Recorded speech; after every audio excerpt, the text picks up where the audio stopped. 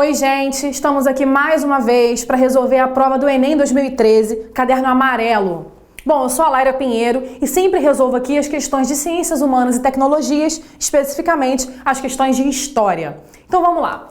Questão 14. Nos estados, entretanto, se instalavam as oligarquias, de cujo perigo já nos advertia Saint-Hilaire, e sob o disfarce de que se chamou a política dos governadores. Em círculos concêntricos, esse sistema vem acumular no próprio poder central, que é o sol do nosso sistema. Bom, esse enunciado aqui vem do Retrato do Brasil, do Prado, no Rio de Janeiro, em 72. Mas ele está tratando, aliás, de uma política de governo que a gente conhece, que é bem antiga, que é do período da República Oligárquica. Mas aí você me pergunta, Laira, eu não lembro o que significa oligarquia. Eu tenho por hábito dizer que se você não lembra o conceito, pega o que significa a palavra. Então você vai pegar a palavra e vai dividir. Arquia vai ser sempre poder. E oligo é poucos, ou seja, poder de poucos. A gente vai estar falando lá no início da República Brasileira.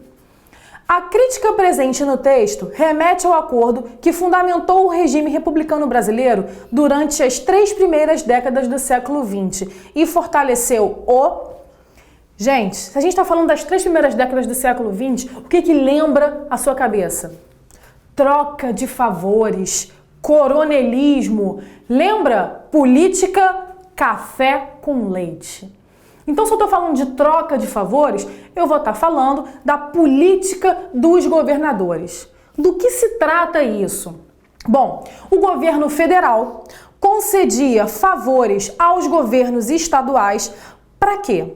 Para que os governos estaduais conseguissem votação para que o governo federal fosse votado. Como assim? Então vamos supor que eu sou candidata à presidência da República, o que obviamente não aconteceria no início do século, porque mulher não poderia votar e muito menos se candidatar a um cargo público. Mas, hipoteticamente, eu estou me candidatando. Então eu conversaria com os governadores, prometeria troca de favores, não necessariamente favores que fossem favorecer a população, mas que fossem favorecer esses governadores, e em troca, o que eu queria? Que através dos seus eleitores, daquele seu espaço eleitoreiro, ele garantisse para mim a votação. As votações eram fraudadas muito. Inclusive, a gente só vai ter a diminuição das fraudes em votação ou quase em extinção com a inserção da urna eletrônica no Brasil. Então era muito fácil que isso acontecesse. Era muito fácil garantir que aquele candidato que propôs os favores fosse eleito através dessa troca de favores.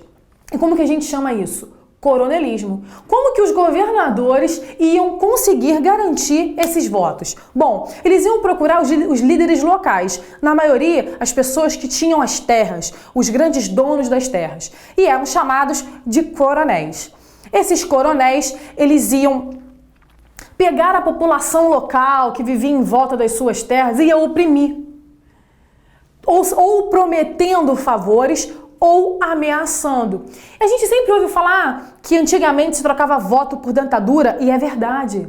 A população era tão despossuída, era tão cheia de necessidades, que por uma galocha, para ser mais fácil de se locomover no espaço, por uma dentadura, ela prometia o seu voto.